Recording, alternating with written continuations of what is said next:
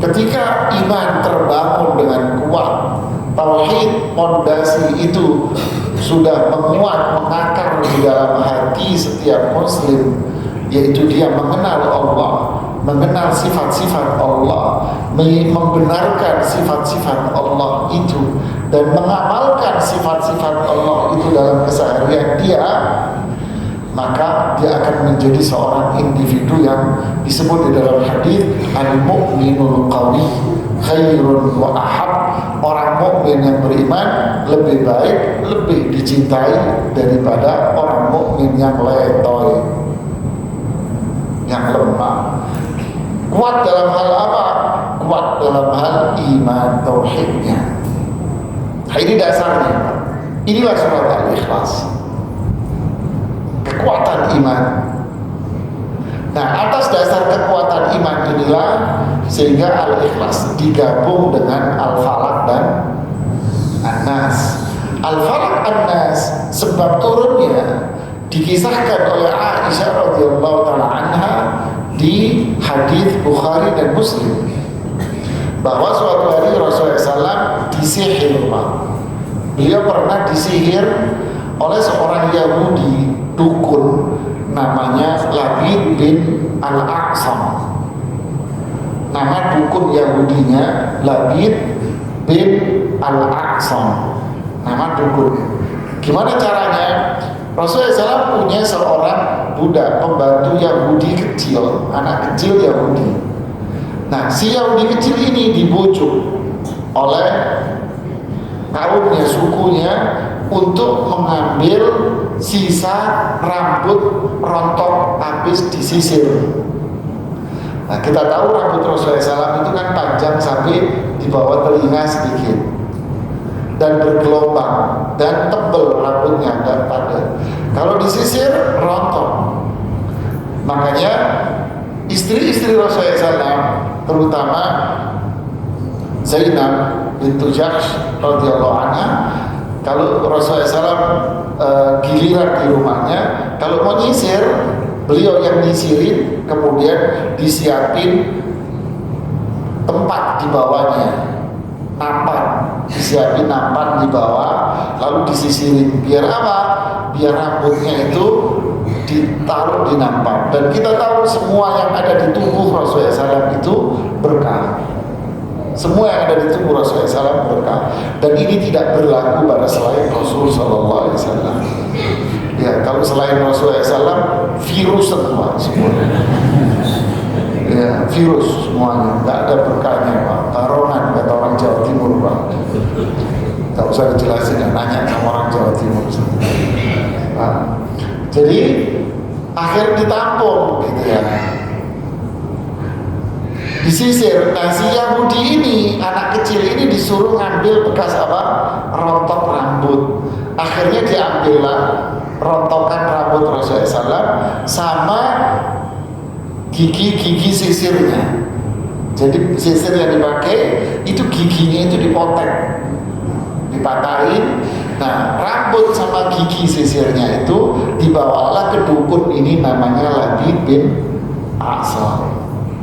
Dibuatlah sebuah buhul alias raja dan jimat. Ditaruhlah di buhul, lalu buhul ini ditaruh di apa namanya, diikat dengan kain putih atau kain apa saja, biasanya ditaruh di kain yang warnanya hitam,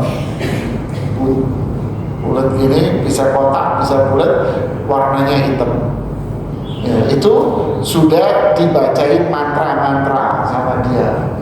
Jadi setiap ikatan ada bacaannya, setiap ikatan ada bacaannya, setiap ikatan ada bacaannya. Dan setiap kali baca mantra selalu ditiup, bukan ditiup sih sebetulnya, tapi itu orang Jawa bilang disembur, Pak. Bedanya ditiup sama disembur, Pak. Kalau ditiup-tiup biasa gitu, tapi kalau disembur plus jigongnya, Pak. Ya, gitu. Jadi kalau disembur ada jikomnya sih dukun ini. Nah, jikomnya dukun inilah yang menjadikan kejahatan itu terjadi. Kok bisa?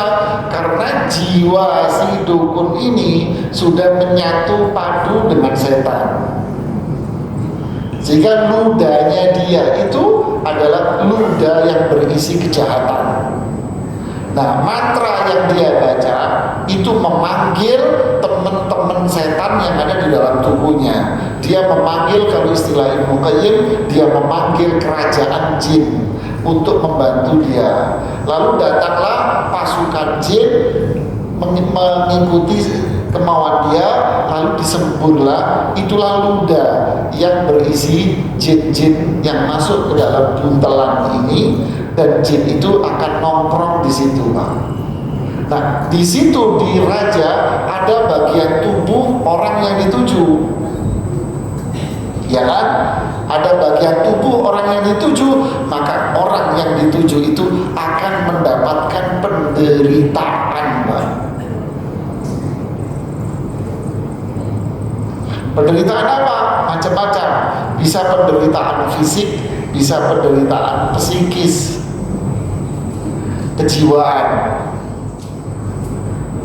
bisa berbahaya, bahkan sampai berujung kepada kematian. Itu bahaya.